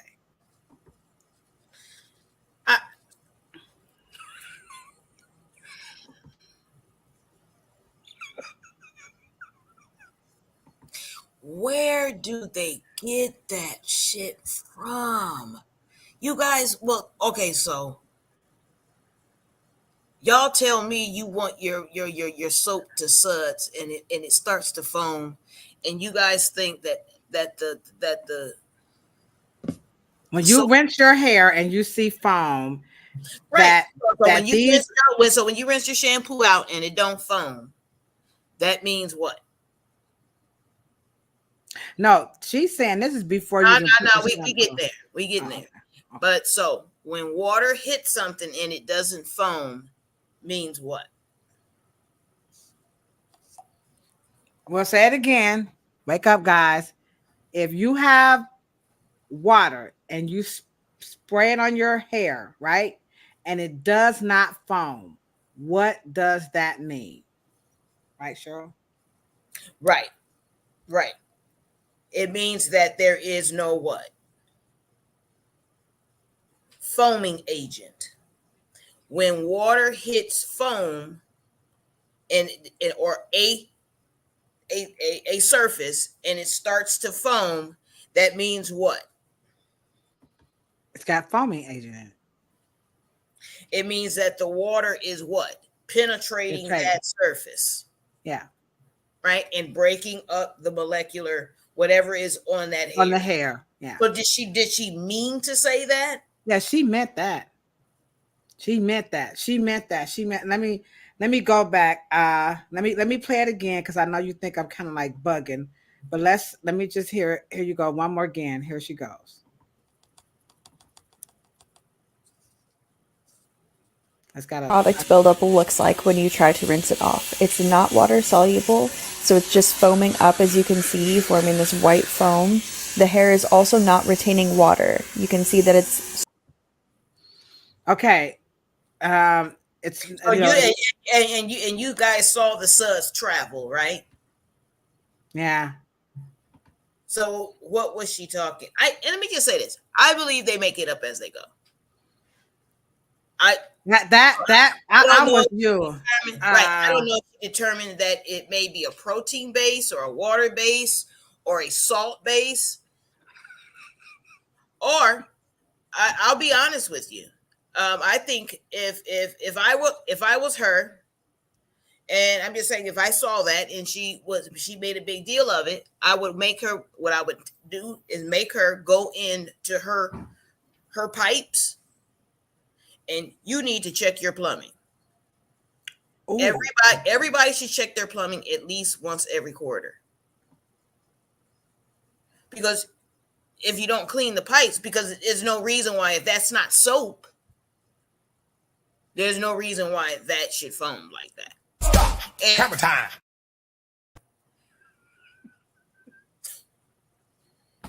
That was a hammer time situation.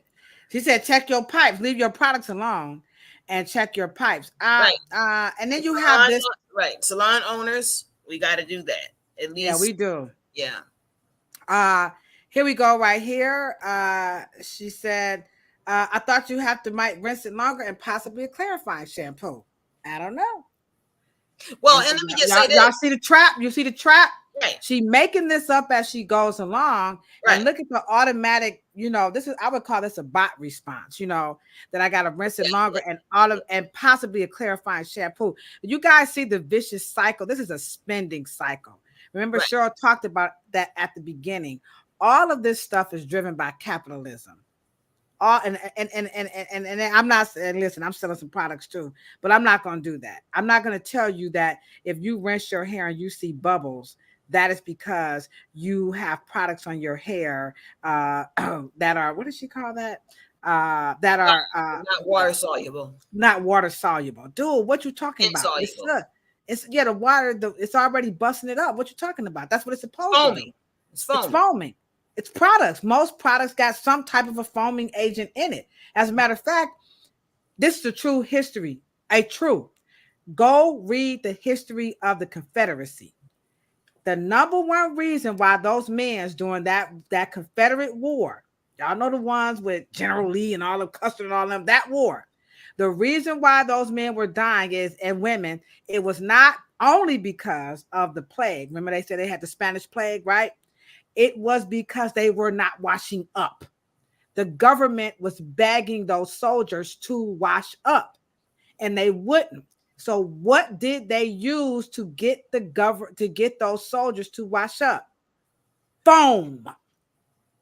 They put foam because remember they just had ivory soap, right, Cheryl? Yeah. And ivory soap just float. That don't really foam. So they said put a foaming agent in it to make washing fun. And that is the history of why you see much foam in product. This is a fact, y'all. This is American history. Now, I know the Senate and them don't want y'all knowing about this, but go on over to the Library of Congress and read it for yourself. They got this stuff online. You ain't even got to go there no more. All right? I'm telling y'all, it's the okie doke. Right. And so here's Mark's if M. you Go look ahead. at it really close, it was foaming from her faucet coming out of her nozzle. But anyway. Yeah. All right. So here you go. Mark's M said I made an online appointment for over $200. And when I got there, she let the girl put the color in, but like the licensed Cosmo mixed up the color. So I needed to ask her if she could apply my color. We do work. Most salons, Mark M, they work as a team. My colleagues apply color all the time, but they do have the option to not, if you don't want, a colleague. I don't like the word assistant. I hate that word because the truth of the matter is the cosmetology license is the same. It doesn't, right, Cheryl? Ain't no difference between a cosmetology license from a person who got it yesterday and the one who had it 50 years ago. When you're licensed, you're what, Cheryl? Well, let me say this. You're licensed. I'm sorry, Cheryl. Let me say this. First of all, the cosmetologist you made an appointment with, you are accustomed to having the triage nurse bring you in, take your blood pressure, and to weigh you. You're accustomed to that anyway. The problem is that she didn't introduce her to you. Absolutely. Okay? And she did not do that right. And she should have said, she's going to apply it, but the color, the expertise is in the mixing because I have to mix it and I know what I'm doing and I don't, but to apply it only takes, I can tell her what to do. Okay. That's a licensed they do teach color application. But the professionalism is in the mixing of the color. Now, but because she didn't introduce her and she did not take you through the process in that part of it, just says, I'm going to go back here and mix your color and I'm going to introduce you to Amber. She is very skilled and she knows what, and she's going to apply it. I'm going to be watching, but it's all about being introduced to her team and who is her color application, person. She applies all of our colors, but she didn't, or he didn't introduce that properly. And when that happens, then all of a sudden you think it's a random girl because she's, she got too many things and she overbooked and everything. No, sometimes it's part of a team. And sometimes that the attending who you made the appointment with, the attending hairstylist and the one you booked it with, sometimes has a team, but they need to introduce, hi, and this is Amber. I want you to, and she will be reapplying. She is skilled. And, that's that is how that should have happened. I do apologize that it didn't happen that way, but they have, like, we have that at our salon, but we do let people know, and some will say, well, no, I only want Ladosha.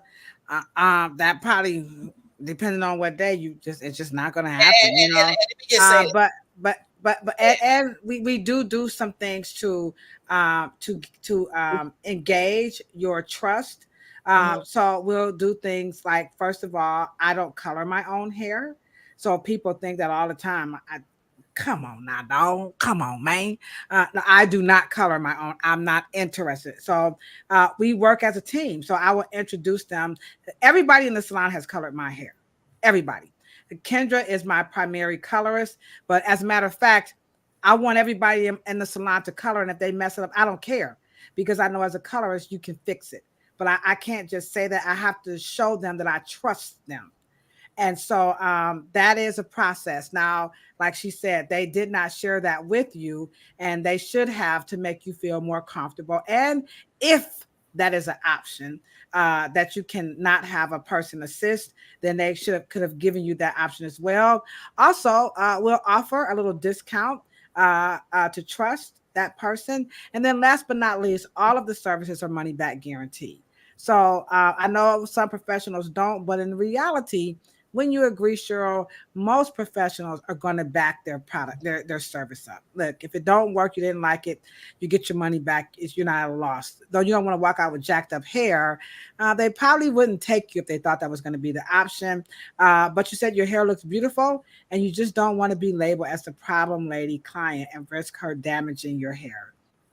And well, let me ask you a question. To be able, and let me just say this, you'll be able to fix it. Okay? Because when you go back, and you should go back, but the woman who applied it, right? Because she said it looks beautiful. Tip her and say, you did a lovely job, and I hope that you're applying my hair color the next time. Okay? And when you book that appointment, ask, can you just go over the other person and say, can she do my hair? Because at the end of the day, you like it. But if it's a system and a team, if it ain't broke, it's beautiful. So don't fix it, and just probably have a conversation with her and just say, here's $10. Thank you. You did an absolute, because it probably is a system. Because believe me, the magic is in the jar, not in the application. The application is just it's just cookie cutter. Right. Yeah. It's in that mixture. And if you paid for that expertise in that mixture, and it's probably a team. I think you made the right decision and to not make a fuss. Because I think you did the right thing too. And also, as you add your comments, all business owners, as we talk about these reading product labels, we like to hear from you. And so just ask for a double wash. Yeah, you can everybody in the industry, they don't do it the same way. 1, 2, and like she talked about, like, civic responsibility as a consumer, use your own responsible judgment and vet these places. And if that's what you want, read those reviews and see what people are writing in real time, so that you're going to places that is offering you exactly or close to what you're looking for. Consultations would help with this. So when you sit down, you don't get the consultation. Teray will tell you, please, y'all, just leave. Okay. Give them the money if you don't want to feel like you're messing up their book. Hey, you know what? I got a phone call, something came up. I know my service is $200. I can't stay. Here is half of it. I apologize. I'm just going to go ahead on and thank you so very much. You don't sit in people's chair without a consultation because it's going to help prevent these types of things from happening. All salons don't offer it, and that is their choice. But in today's society, you can Google Miss Mark or Mr. Marks and find out if these types of options are available. There are a plethora of salons who's guaranteed to give you what you're looking for. And if it doesn't work out, like Cheryl said, hey, you get an for effort. So the reviews are excellent. You had a consultation and it was pleasant. So and at that process, feel free to share that's what you're looking for, because we have that. Just ask It's for a yeah, wash. it's actually on our form. What do you what is an absolute deal breaker? It is actually written on our consultation forms. And some people will say, I don't want to wait. Some people are like, I don't want two people on my head. I mean, you got all kinds of stuff, okay? So feel free. You're in the ballpark. Do not get rid of, okay, Miss Marks. So don't leave the hair salon. Go back. You love your hair at the end of the day. Help them craft their customer service. We need people like you to make us customize and make it better. You're not being fickle. You're helping us get that what's that place, the Waldorf Astoria, the Nordstrom. You know how Nordstrom, you could bring a shoe box, as long as it's in the shoe box, they're gonna give you a brand new pair of shoes, so help us make it better. You're doing a great job. You're not a bother. It's not what you say, it's how you say it, but I think you're in the ballpark and you are good. So this has been great. And we hope at the end of the day, what we have concluded, this is my conclusion, Cheryl. What we're reading on the back of these products, and you can correct me if I'm wrong, in conclusion, Cheryl is saying that what we are reading on the back of the bottle is basically a recipe. That there's this, because she just told you, the bulk of what's in the formula, not what's in the bottle. Now, this is going to be hard, I know, for me, because when your last name right, you think you know every damn thing, okay? But what's in the bottle is not what's in the bottle. It's the formula, okay? And the formula has a generic recipe starting off with what she said, what? Water, right? And then she says it has some type of a softener, I'm sorry, an emulsifier. And then it goes into a thickening agent, and then it goes into something that's going to make it supple, and then you got something that's going to make it maybe a protein, maybe like a little hard, and then you have something that's going to make it smell good. That's a generic. It's like sweet potato It goes pie. through phases, and then it goes from preservative, then fragrance, right. And then it just goes through all of these mechanisms, and all of those words are usually 4 syllables. Right. First is the what, and then what kind, and all its nomenclature. You get used to pronouncing them.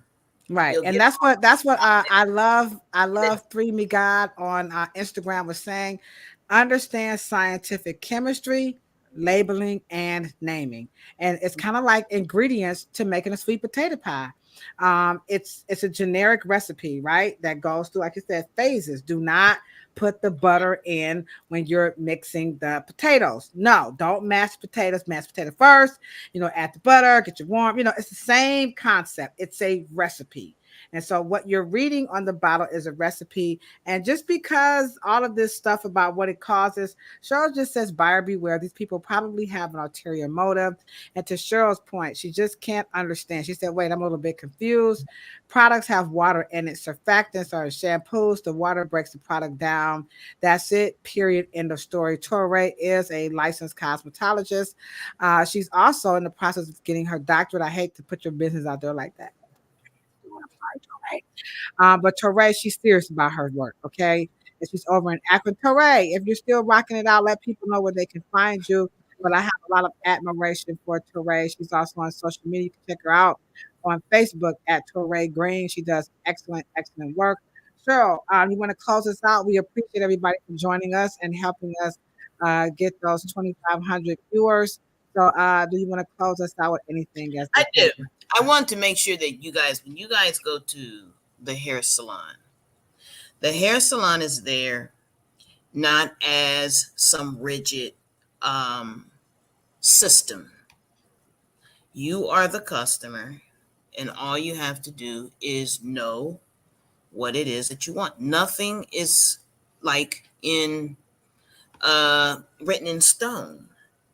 And if you don't ever leave a salon dissatisfied when you can be satisfied, because at that point you don't give them the chance to be better and do better. And so all you have to do is ask for, can I have 2 shampoos, please? And all they're going to do is say, oh, sure. Problem solved. just allow the person to be able to service you and be able, because there's no service that unless it's a color mixture, the professional will step in as the expert and say yes and no, we can't do this, and yes, we can do that. But most services, if you just want an extra shampoo, just tell them. And I because I need the public to make us better, and I think you said it best, Ladosha. Make us better, and make us serve you. Yeah.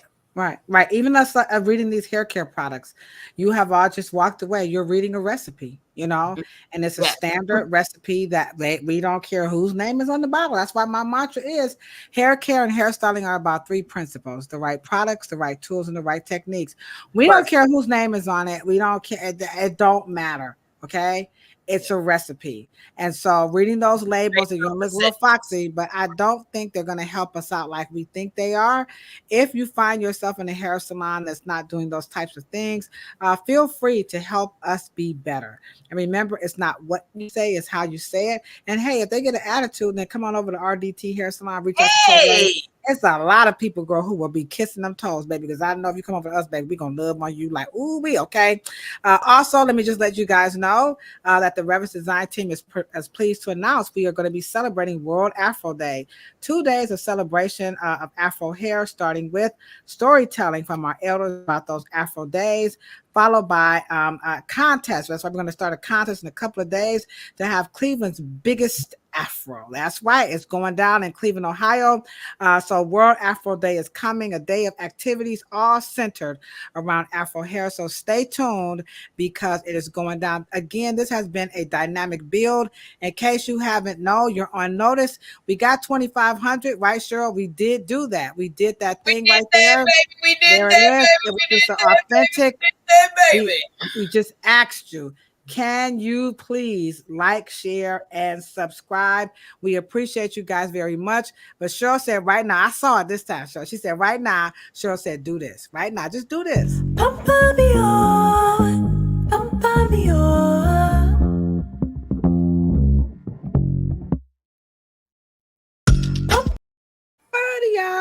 All right.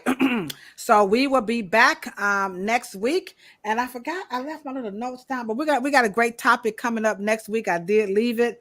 I forgot where it's at, but we'll be back next week. Oh, our theme is going to be about voting. Yes. And how the politics. So on both platforms, right here on the dumbest ish that people say about Black hair, we're going to talk about what you guys can be doing out there. Yeah, we're going to do that a whole month of beauty, politics, and hair on both platforms. We're going to get some politicians to come and talk to you guys over on Planet Pluto Pseudo. And then Cheryl and I, we're going to chop it up and talk about Project 25 and all types of bills and things that are happening. Cheryl's Crown Act 2.0. We're going to hear Cheryl. I'm going to interview her and talk about that. So next month is all going to be about politics because it's getting close. It's just that time. Okay. We appreciate you guys very, very, very, very, very much. And then you know what we say when we're signing out, right, Cheryl? It's always about a whole lot of peace, a whole lot of love, and a whole lot of hair. But hey, check this out now. Kiss y'all cousins in the chat now, okay? All right, if you ain't got no hair, don't want it, can't grow it, you can't stand it, because some like, I don't like hair, but I like hair. Don't worry about it. If you got a bald head, you got some bald patches, you kind of cut off all your hair like me, looking real crazy out here, man, don't worry about that. Because me and Cheryl say all that is beautiful too, and so are you. We love you guys. Thank you so much for your insurmountable support. Y'all have a wonderful, wonderful, wonderful night. Cheryl, you ready for the chit chat tonight? I'm ready.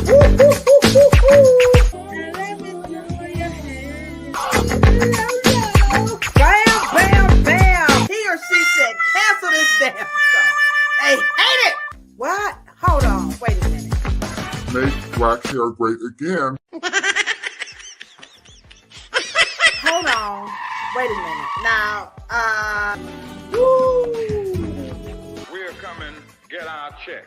Cheryl, Morrow, the one, the only, the hair oracle. I did it with Red Dot, and then we also had a cosmetology school instructor in the chat, Miss Denise West. Michelle Allen, Miss Foster. Dang, I missed you. It's always nice to see Miss Foster in the chat. Michelle Allen, you know how much we love you too. What? Papa Mio. About a whole lot of peace. Cheryl, you order that in a bag of chips.